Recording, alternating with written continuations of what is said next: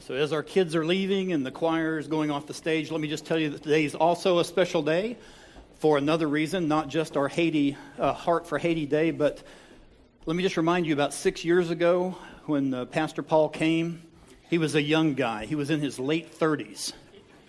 And then just a few months after he got here, he turned 40. Now he's moved from his early 40s to his late 40s. And today he is 46. So if you see him today, wish him happy birthday. So Pastor Paul is now the same age now that I was when I came 9 years ago. And when I came, I did not have gray hair, by the way, then. So something about this church, I don't know. Anyway. All right, today I'm going to share a story with you about a little girl. Her name is Lily. Lily, at the end of June, Lily was carried in arms by some United Nations workers to the gate of Hope Rising Children's Home down in Léogâne, Haiti. And when the armed guard let them in, and they got to talking with the missionaries there, the Smithsons, found out that they had found this little girl abandoned in a house. And they had no idea who the parents were. They just needed a temporary place to put the child until they could find out, whatever was going on. They had no idea what the kid's name was, so the Smithsons just named her Lily. They guessed she was about 3 months old at the time. Now, as we look at this, as we look at her life, just from a logical, worldly standpoint, we'd say little Lily doesn't have much of a chance, right? She was born in the poorest country in the Western Hemisphere. Of course, that's Haiti. She was abandoned either to die or to maybe be found by somebody else and raised by them. But let me tell you this. What if I told you that people like Lily are really the closest people, closest to God's heart? Now, we know that God cares for the downtrodden, the outcasts of society, who nobody really expects anything to come from. But not only does he care for them, he plans to use them in ways that we would not have any idea. Let me give you a couple of examples. As we think about in the Old Testament, God used a man with a speech impediment to be his spokesman, to go before the king. And who was that? That was Moses, that's right. We get on over to the New Testament, and God chose the lowest people on the social ladder, who were the shepherds, to be the first people to hear about the birth of the Messiah. And then we think about, who did Jesus hang out with? He hung out with those, what they classified as sinners, the prostitutes, the tax collectors, just all the whole group of folks. That's who he hung out with. So God has a special place in his heart for those social outcast people, down and out people. Now, logically, that just doesn't make any sense. If you want to use people, why not use the rich and famous and use all that? And so the question is, why does God do that? Well, for one, he's God. He can do whatever he wants to. Okay, we'll just say that. But we also have a couple of other scriptures that help us understand that. And one is in Isaiah 55 that tells us that God's ways are not our ways. His ways are higher than ours. We don't understand what he's doing. He knows exactly what he's doing. We just don't have a clue. His ways are different than ours. So he's going to do things differently than the way we would do them. Also in 1 Corinthians chapter 1, we see that God uses the foolish things of the world to confound the wise. He uses those people whom we would maybe not have any contact with or maybe not want to have contact with, and he uses those for his glory and to advance his kingdom. See, he has a history of using those down and out people, those unlikely people in our minds, to do great things for the kingdom. Now, if you think about the ministry of Jesus, he loved everybody. He loved the crowd, right? He loved them all. But he especially had a little deeper love and a deeper concern for a smaller group of people, those 12 disciples. And even inside that, he had a special place in his heart for those inner three, for Peter, James, and John, the inner three of his disciples. Now, as we look over at God and his heart and whom does he love, of course, he loves the crowd. He loves everybody. We're going to see in a few minutes some Bible verses that support this, but he also loves those social outcast people, let's call them, the outcasts of society. But even within that, there's a subset, there's a smaller group of people whom he loves, the widows, foreigners, and orphans. Now, We're going to look at a few verses here. Those are listed in your bulletin. I'm going to go through them fairly quickly just so you can grasp how important these people are to God, that inner circle that are closest to the heart of God. Now, first, we're going to see that he has a deep concern for the least of the least, those most helpless in society. Here's just a few. This is by no means a comprehensive list, but it's just a few verses to give us a feel for that. Deuteronomy chapter 10, verse 18 says, "He defends the cause of the fatherless and the widow, and loves the foreigner residing among you, giving them food and clothing." In Psalm 146:9, it says, "The Lord watches over the foreigner and sustains the fatherless and the widow, but he frustrates the way of the wicked." And Isaiah 1:17 says, "Learn to do right, seek justice, defend the oppressed, take up the cause of the fatherless, plead the case of the widow." So we see he has a special place in his heart for those people. But he also commands us against taking advantage of the least of these people. We look in Zechariah 7:10. It says, "Do not oppress the widow or the fatherless or the foreigner or the poor. Do not plot evil against each other." Exodus 22:22 says, "Do not take advantage of the widow or the fatherless." Deuteronomy 27, verse 19 says, "Cursed is anyone who withholds justice from the foreigner, the fatherless, or the widow." So we just looked at 6 verses, but you get the point. You get the point that taking care of those at the bottom of the social ladder, those outcast people, that's important to God. Very important. He wants us to give help to the helpless and hope to the hopeless. Now, those 6 verses I read, that's all Old Testament, right? But there's a verse in the New Testament, to me it's kind of the driving point of what the center of God's heart is. And it tells me that it should be one of the main emphases of what we do as Christians and as a church. It's James 1:27. It says, "Religion that God our Father accepts as pure and faultless as this." Okay, let's see what that is. "To look after orphans and widows in their distress and to keep oneself from being polluted by the world." That kind of boils down what God really expects in a nutshell, doesn't it? So a religion that God accepts includes, on one side, personal holiness, right? That personal devotion. The faith side of the equation, developing that relationship with God, seeking his heart. In fact, that's the heart side of the equation. On the other side is looking out, putting feet to that passion, looking out for those helpless widows, orphans, those social outcast kind of people. So I think if we really want to get involved where God appears to be the most concerned, we will help those who, as Matthew calls them, the least of these. So many of you know that for over a year we've been participating with the Hope Rising Children's Home in Léogâne, Haiti. And just as a reminder, Léogâne was the epicenter of that 2010 earthquake. It was a 7.0 Richter scale, destroyed about 80% of the city.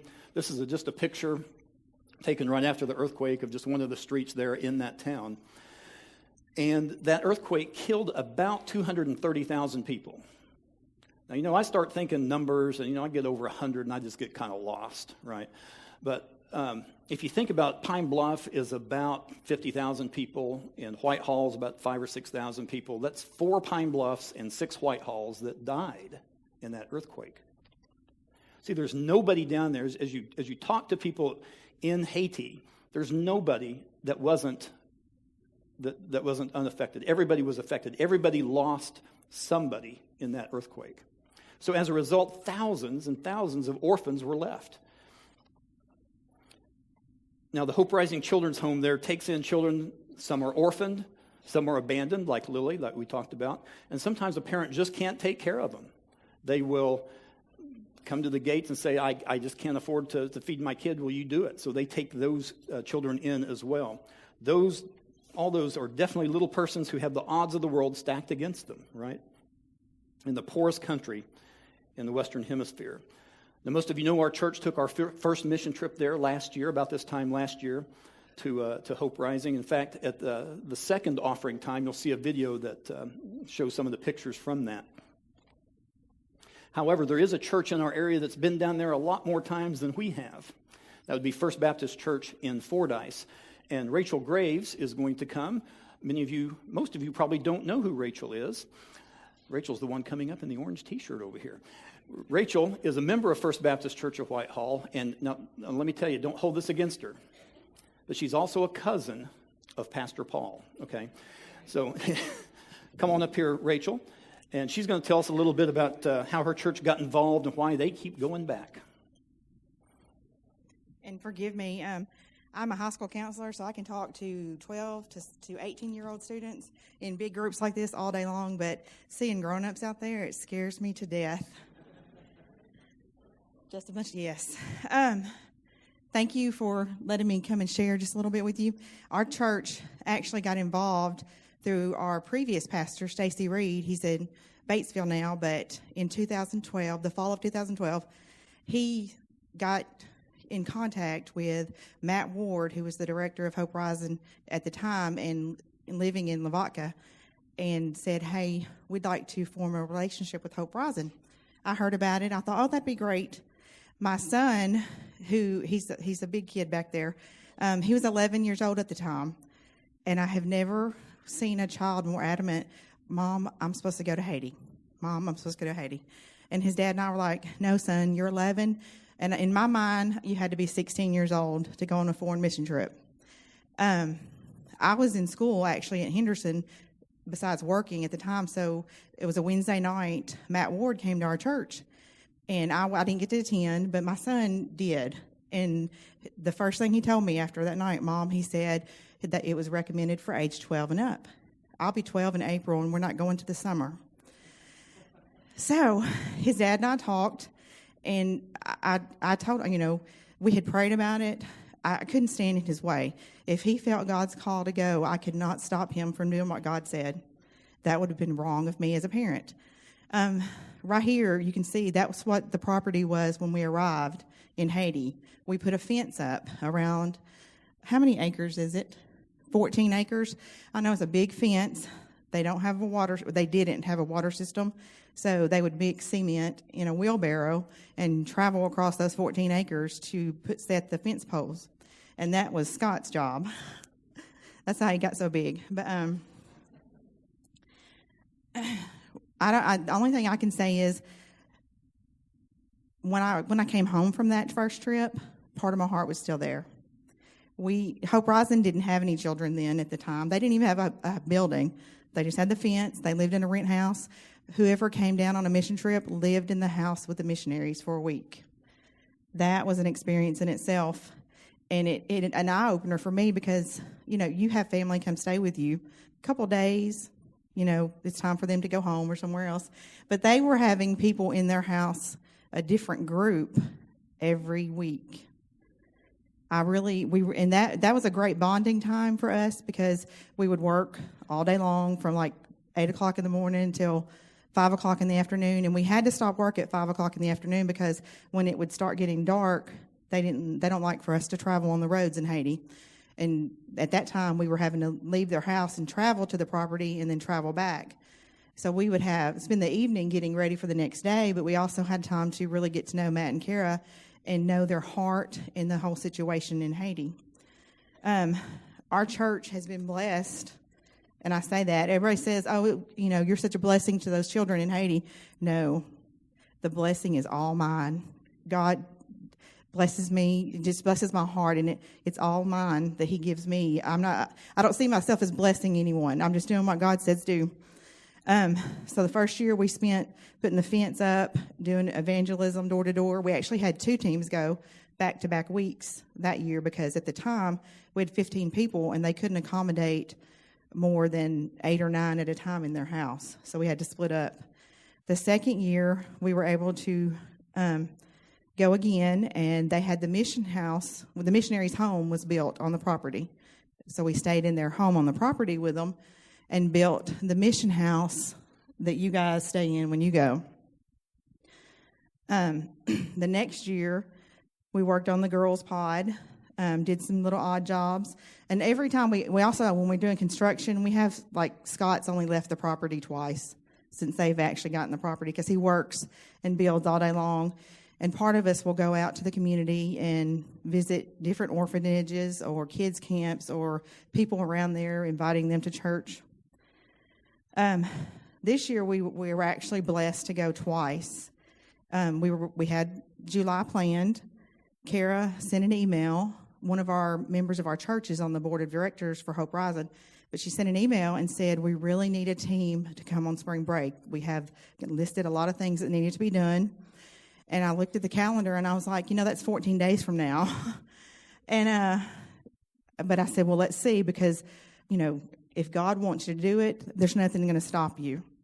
So we got online and looked at airfare then it was 13 days away, and it was the cheapest airfare we had ever purchased for a trip. So I said, okay, God says go to Haiti for spring break. So Scott and I and 4 others went and prepared the whole need that they had then. They were actually going to start having Hope Rising orphans that were theirs, not others they were just helping to house. But they had to get a lot of things done before they could take them. So we went and spent the entire week working on that building right there. That's the cafeteria. They had to have a setup for them. That's Lily on one side and Malachi on the other. I have to point that out. Malachi was the first child that they received at their orphanage that was a Hope Rising child. And sadly, they were going to pick him up the day they took us to the airport to come home on spring break. And the lady that was waiting to meet them at the airport, we got stuck in traffic, so we were a little bit late getting there, and the airport wouldn't let her sit there and wait on us. So they made her leave, and she had to meet them somewhere else. So we missed him probably by 10 minutes. But I got my Malachi baby loves this summer. And this summer, we went back in July, and we were blessed to get to work on the school. And I think it might be in the pictures that are going by. Is there a red building? Have you seen a red building? The school is set to open August the 29th. The biggest prayer right now is the container containing all of the curriculum for their school is in transit. It's been in transit since July the 19th. So in your prayers, please pray that they receive what they need so that they can start on time. I was going to share with you something that Kara told me, and it was... it seems like everything has just gone fast like a whirlwind at Hope Rising, and it really has, because every time we go back, it's just greater and greater. And in her own words, she said she prayed, because they moved down there in 2012, and they prayed for God's blessings on Haiti, and now they're praying to keep up with God's blessings because it's moving so fast. It's just a miracle. They have a church there now. We had kids' church for them. I taught kids' church when we were there this summer, and we had 58 children in kids' church. That is a huge blessing. Not only are they helping the orphans that they receive at Hope Rising, they're there to outreach to the whole community that they're around. They help other orphanages. They an outreach to the community. There's a kids club that they work with. A church out of Heber Springs actually provides the money to feed these kids twice a week, because think about this. We eat 3 meals a day, and some of us eat more than that. In Haiti, a Haitian child and a Haitian family, might eat 3 to 4 times a week. That's a big difference. So they're going to bed hungry. Malnourishment is a big deal there, and anything that God lets me do to help, or just using me to help, I'm so proud. I'm so proud is not a good word. I'm sorry. I'm so blessed that He uses me to do whatever I can for them. And I work to help anybody go down there. I'm so excited your church is going to help. He emailed me last week and said, hey, we have a spot open. And I was like, I can't get off work. But it's just a real blessing for all those that attend, and I'm just excited that God has let me work there for Him. Thank you.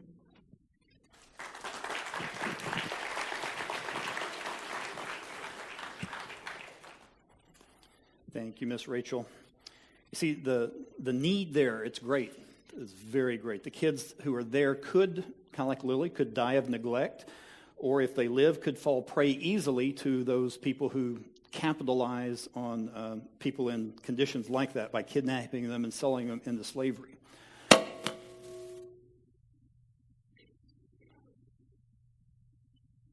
We'll just keep going. Here in Whitehall, Arkansas, we're pretty oblivious to the modern-day slave trade. I'm going to give you some facts and statistics here about modern-day slavery around the world. Now, the statistics vary depending on the website, depending on the report that you see. It kind of gives you a rough idea. Here, about 46 million people, they estimate, are enslaved around the world. Now, about a third of those are children, so you're looking at 15 million plus children. Over half of those, so you're looking at 20, 25 million are women and girls. 68% are subject to forced labor. 22% are trapped in forced prostitution. So that's globally. Now, if we just look specifically at Haiti, it's a fact that poor Haitian children probably face significant risks of being enslaved as domestic servants. And there's a term for that. It's a Haitian Creole term. It's restavek, I guess. I think I'm saying that right. And, French, it's French Creole, so French is kind of the root language of Haitian Creole. And so rest means to stay, and avec is with, so it's to stay with. So it's a child who goes and stays with another family. And what happens is a young mother or a family can't afford to raise their child, so they will sell their child to a family. And the promise given is that they will support the child and clothe them and feed them and send them to school and all that stuff. And they might have to work a little bit, around the house. And that's true sometimes, but often what the case is that they actually become slaves for the house. And, sleep on the floor, eat scraps if they're available, just very beatings, all that kind of thing. 2/3 of these restaviks are girls and are often viewed by men in the household as objects for sexual exploitation. So if the girl becomes pregnant, most of the time then she's just kicked out. So that perpetuates the situation where you've got a young girl, she's pregnant, she's kicked out, so she's on her own. She can't afford to raise this kid. So more than likely she's going to sell her kid into another family, and so it just keeps the cycle going. Now, when you think of people who are the most helpless, the most down and out, who have the least chance in this world of making it, probably the children of Haiti have got to be pretty close to the top of that list, and therefore very special to the heart of God. Let's go back to Lily for a minute. We had an update on her this week. She's still at the Hope Rising Center. She had been running a fever for quite a while with no other symptoms, so they took her and had some blood work done, and she was tested positive for syphilis. So they had her tested again, I think it was Friday, hoping that first test was a false positive, so we're still waiting to see what the results are on that. But as much as stories like that, stories like Lily's, break our hearts, when we go down there, our mission is not to go down there and fix the problems. Our mission is not to go down there and hand out money and just hand out food or find celebrities like Madonna to come down and adopt the kids and take them back out of that culture and bring them home. That's not our job. Our job is to come alongside the missionaries there, the Smithsons, as you see there, that we've been talking about, and come beside them and the local church there to help strengthen them, strengthen that church both physically and spiritually. Now, you're familiar with that saying, give a man a fish, you feed him for a day, teach him to fish, you feed him for a lifetime. That's what Hope Rising is about, and Rebecca's going to be talking to you about that here in a minute. Now, when we travel there, we hand out food. We give them a fish, so to speak. We do hand out food because that's an immediate need. As Rachel said, there are people who don't know where the next meal is coming from. So we work on that physical aspect too, but we also love on and encourage the missionaries as well as the kids and work with the orphanages and not just Hope Rising, but other orphanages as well. And one of the things we're going to do specifically this time is work on the discipleship end of things. I'm going to be preaching both services on Sunday, the Sunday that we're there, probably a discipleship family-based, what's God's purpose for the family, that kind of message. Our ladies are going to put on a women's conference for a Monday and Tuesday night, and the main theme is how to live a godly life, how to be a godly woman, and try to get some of those basic discipleship principles down. Now, for about 6 months, Rebecca Patello has been a board member of Hope Rising, and she's going to come and talk just a little bit about the mission of Hope Rising. So in February, I had the opportunity to really hear more of the backstory of how Hope Rising came to be, and It was touching just to hear all of those details, especially after being there and experiencing how far they've come. It was really born out of a place of deep sorrow and brokenness for the Haitian community and Haitian people. First Baptist of Lavaca, Arkansas, went on a mission trip just right after the earthquake in 2010. And, their experiences there, that's what led to Hope Rising. They saw, orphanages that were inadequate in every single way. Children without clothes. Rachel spoke of the lack of food that these children have. Just horrible situations that these children were living in, even in an orphanage. And went home. They just went home brokenhearted, completely brokenhearted for the Haitian people. And, not just brokenhearted, but very much aware of God's command that we're to take care of orphans. And so in recognition of that, they knew they had to act and do something quickly and do something that could make a difference for those people. And that idea of Hope Rising quickly went from an idea to an action. And God, as Rachel said, has continues to move, and we're just trying to keep up every single day. Hope Rising's children's home, we're taking care of children that are coming in now, but more than anything, it's a doorway through which an entire nation, the entire Haitian nation, can be reached with the redeeming gospel of Jesus Christ, and that's truly what is most important. I want to talk to you for just 1 second or two about the mission of Hope Rising. As a board member, this was very important to me in the beginning to know, what is our mission and what are our plans for the future. The mission is built on 3 disciplines, and that's develop, declare, and disciple. I'll spend just a second on develop. It's develop a safe, loving environment where physical, spiritual, educational, and emotional needs are met. And all of the orphanages that we went to, this is just not happening. It's simply stated it's not happening. And when we, were around the children at Hope Rising, all of their needs were being met. Spiritual needs, Bible studies every night and singing songs that would help them build their faith. Emotional needs are being met. They had not just Kara and Matt loving on them, but house moms and the teams that come in. We fall in love with these children in a week and pray for them daily from then on out. And so their emotional needs are being met. Their physical needs are being met as well as our American children. They're eating 3 meals a day. Their clothes are clean, and they may not be the newest of clothes, but they're clean, and they have clothes to wear every single day. And, that's just... It's what we need to do for those children. The educational needs, I told the story in the first service of when we were there last year, all of the children that were at Hope Rising would load up in the back of a truck and be trucked to school. And you'd have 15 kids in the back of this pickup in their uniforms heading off to school down the bumpy roads of Haiti. And as Rachel mentioned, we are so thankful and blessed that on the 29th of August, the school building is beautiful, and we'll start teaching and educating those children right there on the property, which is very safe, and we'll keep them in a better environment all day long. We'll be using the ABECA program, which I know lots of parents that have homeschooled in the past, or your children may have gone to private school. You're probably very familiar with that. And so all of those needs are truly being developed. So I felt great about that part of the mission. Okay, so declare the gospel of Jesus Christ to both the children and the community. That's the second discipline, and that's happening.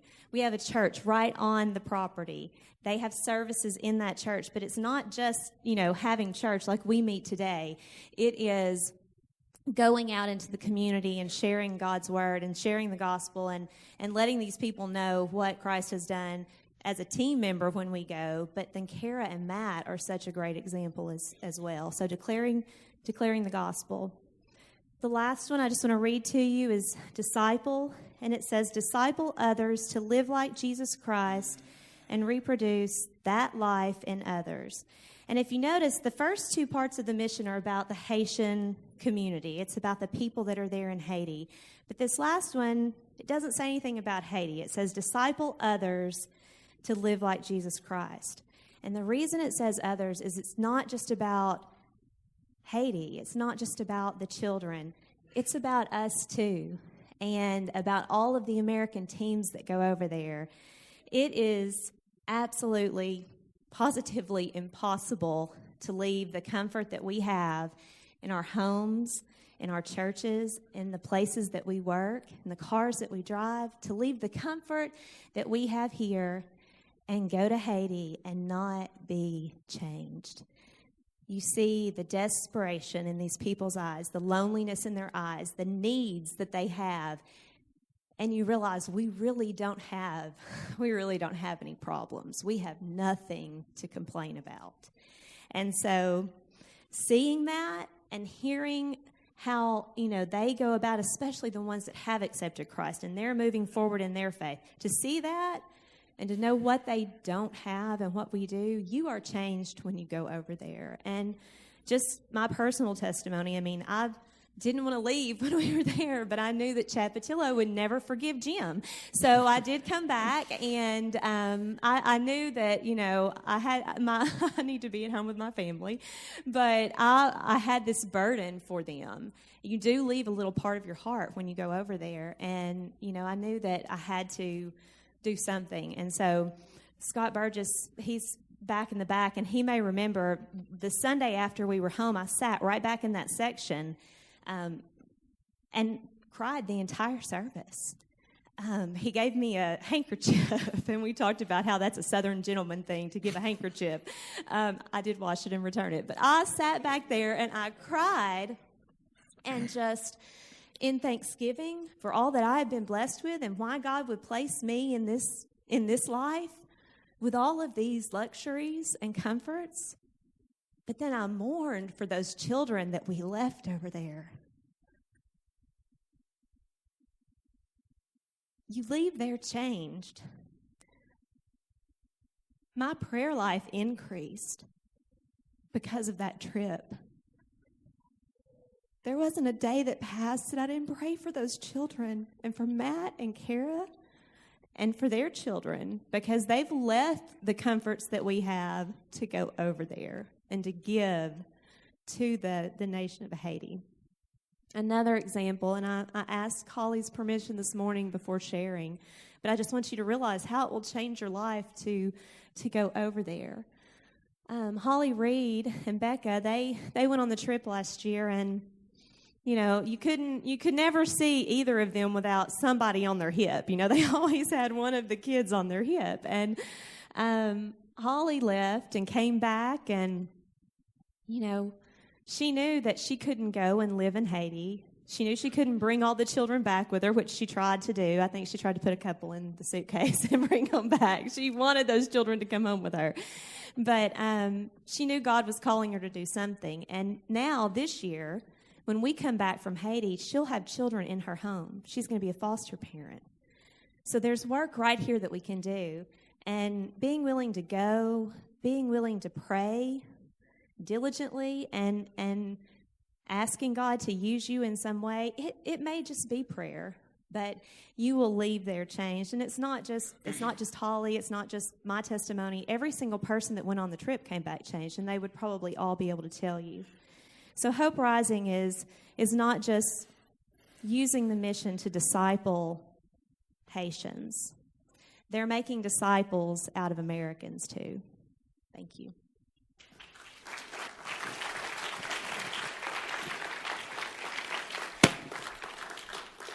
Thank you, Rebecca. Like she said, when you go on a mission trip, it's a win-win situation. You go and you benefit the people whom you're there to minister to, but also you benefit as well because you come home changed, and it strengthens, as Rebecca and Rachel, the other R, goodness, mine went blank, sorry, have mentioned how it changes you. It strengthens your spiritual life and your walk with God. I've asked Ben Lunster, he's going to come and briefly share about how going on the mission trip has changed him. So Ben, get up here. He loves talking in front of people, by the way. Giving you a chance to exercise your gift. Was it that funny, Paul? Oh, goodness. Hope Rising ran out of large T-shirts. That's why I don't have mine today. I'm just teasing. They have plenty. They don't have them in my size. Jim called me earlier in the week and was wanting me to speak. He asked me, "Is there any way you or Andy can speak about the trip and what it's done to you and how it's changed you?" And I said, "Sure. I'll go home and present that to her." She didn't. She submitted this time, giving me the opportunity to speak. I'm not a public speaker. I hate doing it, guys. And there are a lot of you out there, much more than this morning. How mission trips have changed me. It started, I don't know, 5 years, 6 years. Okay. Went to Kansas with the church. My whole family went. Andy and our 3 kids, and just looking back now, it was a pretty simple trip. Going door to door, inviting people to come to a block party that we were going to put on, trying to get kids involved. In return, get parents involved. Did that. It was kind of nerve wracking for me at the time. Just going up to strangers' doors and say, "Hey, I want to invite you to this block party." It got easier as time went, as the week went. Then a year or two later, went to Colombia, Bogota, and that's where I guess my spiritual growth. I started to grow a little bit. I guess leading up to it was really tough on me. It wasn't tough on me; it was good for me because I really gave God everything because I was extremely nervous. I didn't fly much, and here I was about to get on a plane and go to Colombia. But also I had to speak in front of their church with a translator. So he got paid double time and a half working for me. But it was 45 minutes. Jim said, we need 45 minutes. I said, "Bro, that's not me. I can't do that." So I'm really nervous. I spent 2 hard weeks before that trip, just really preparing and praying, and in return, it was probably the best thing that's ever happened to me because, my trust was put completely on Him. Haiti, and then just getting on a plane and going to Haiti, kind of takes you out of your comfort zone. So all 3 of these trips. The comfort zone was really tough for me. I was stepping out of it, and I didn't like it. It's real easy to sit over here in this corner and not speak, not do anything. So it was really tough on me, but God was calling me to do it. He wanted me to do it. So I did it, and it's helped me forward. It's helped me with my walk with Him. I have grown as a Christian. I know that. Put my faith and trust completely in Him. Also, I can't leave out this group. I spent 3 summers with this group right here. This kind of helped me with my servant heart to watch them serve, working either tearing down poison ivy, poison sumac, poison evil, whatever it was that we dealt with in Houston, to the trip in Louisville, and then the trip across America to New Mexico. But serving with them, doing things with them, and seeing their servant heart also helped me as well. So I've grown in that aspect as well. But getting to Haiti, that's what we're talking about today. Last year went to Haiti. It's just a different experience, people. I can't explain it to you. Once you land, you see the blessings that we have. I made the comment this morning. Waste management. That's one of the first things that I realized, and just there's not trash. There's no trash cans anywhere.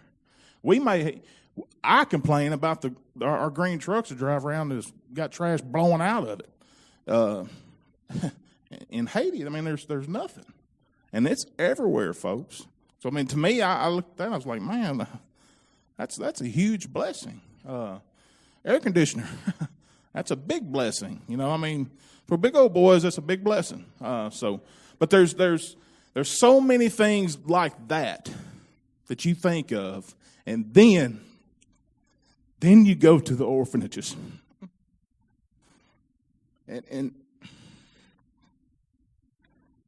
I'm not talking about Hope Rising. I'm not talking about that compound. I'm talking about the ones that live in conditions that our pets live better. It's truly a sad situation when you see sewage just kind of running through their backyard or their little backyard or whatever over their tent, in their tent. It's filthy, it's nasty, and you see that these kids are having to live in this. And, I'll be honest with you, it broke my heart. Seeing little Lily, I don't know about you, but that makes me madder than a hornet. It makes me want to slap somebody in the name of Jesus. It's as simple as that. But it does break my heart. That's where my heart's at. That's why we're going back again. We wanted Morgan to go with us this year so she can. I just want her to experience it. I think everybody needs to experience something like that, just to kind of open the eyes and see what really matters in life. Because it's not about getting up each morning, going to work, coming home, eating dinner, grabbing your remote, choosing from 250 channels of what you're going to watch that day, and to get up and do it all over again. And there's great times. There's good things that we can do, but for the most part, that's what we do. And there's nothing that we have affected nobody that day. And that's wrong, folks. That's bothering me. And to know that situation there, and it's not necessarily just Haiti. We can walk out that door and drive 10 minutes either direction. You're going to find similar situations. I'm an appraiser. I've been in the houses. I know. I've seen. I told the Sunday school class this morning. I've seen stuff similar to Haiti right here in Jefferson County. That's where my heart's at, folks. Y'all pray for us.